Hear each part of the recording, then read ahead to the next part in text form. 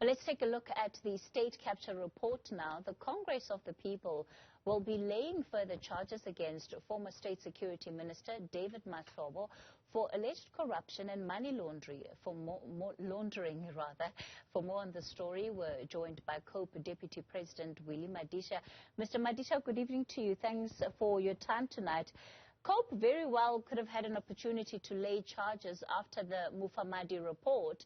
It, of course, recommended that Mr. Mahlobo needed to be investigated further for his tenure as the State Security Minister.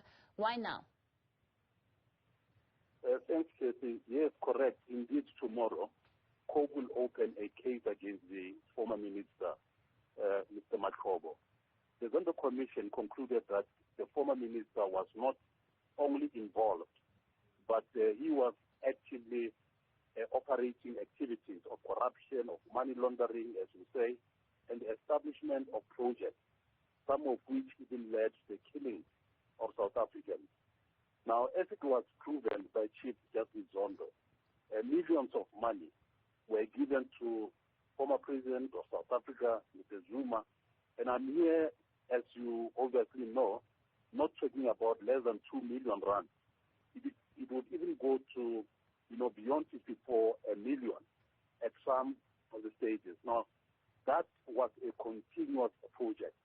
But I must emphasize, Kathy, that many projects that he established had as their main objectives to destroy the opposition party, to weaken the main state security itself, to weaken SOD, to raise more money for Mr. Zuma and those with whom he, works and lives, and to entrench corruption.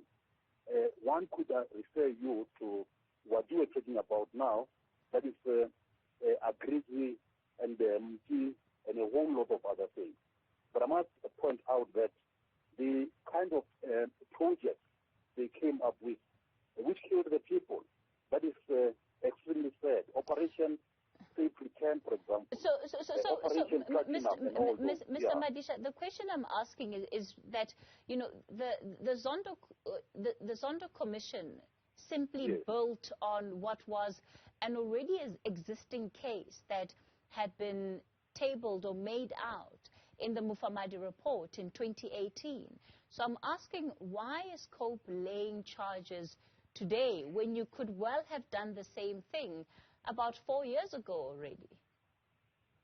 Yes, what we had to look at was the empirical evidence and, of course, further pushed by that which was established by the president himself. We could not simply rise and say, this is what is happening.